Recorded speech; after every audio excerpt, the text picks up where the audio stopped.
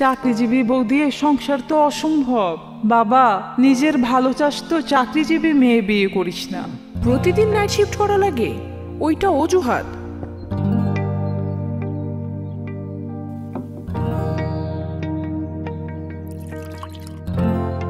নবাব জাতি বউ দাঁতে রোদ লাগায় ঘুমায়, স্বামীর সংসারের দিকে কোনো খেয়াল নাই। আজকেও তোর দেরি? প্রতিদিন কি হয় বলতো? কিরে কিপটা কামাল, এক জুতায় জীবন পার। এই জুতা পরে কেউ অফিসে আসে? আমরা ঠিক করছি সামনে তোর জন্মদিনে সবাই মিলে চাঁদা তুলে তোকে এক জোড়া জুতা কিনে দিব।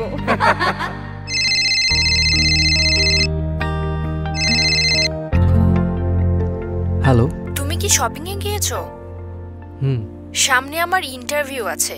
পিম্পলের কারণে স্কিনটা মরা মরা লাগে। শাইন স্কিন থেকে জেএনএইচ আলটিমেট ভিটামিন সি ক্রিমটা নিয়ে এসো। তাহলে নারীদের জন্যই কি সংসারের সব অশান্তি?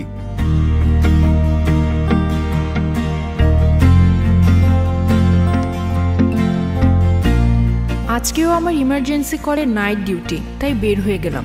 একটু ম্যানেজ করে নিও। সংসারটা দুইজনের, আর তাই কষ্টগুলোও দুইজনের।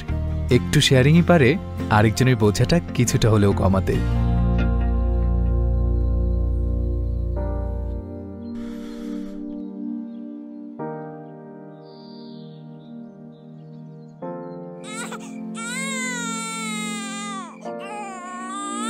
তোমার সকালে অফিস, তুমি ঘুমাও, আমি দেখছি।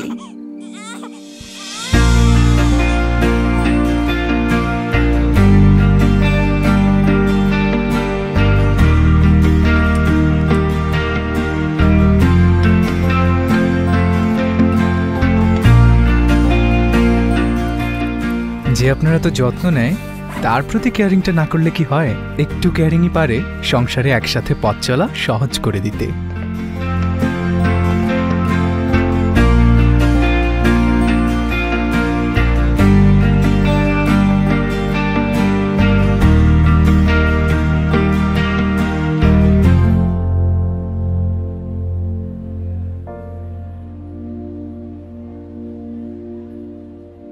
এক্সকিউজ মি স্যার, ওই প্রোডাক্টটার মিনি প্যাক হবে, আপনি চাইলে নিতে পারেন।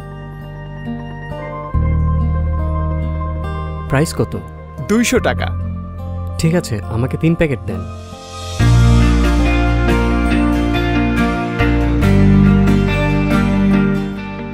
প্রিয়জনের প্রয়োজনে এবার না হয় একটু স্যাক্রিফাইস করলাম। একটু স্যাক্রিফাইসই পারে সংসারের মানে বদলে দিতে। আর এভাবেই সংসারগুলো সুন্দর হয়ে ওঠে ছোট ছোট কেয়ারিং, শেয়ারিং আর স্যাক্রিফাইসের মাধ্যমে।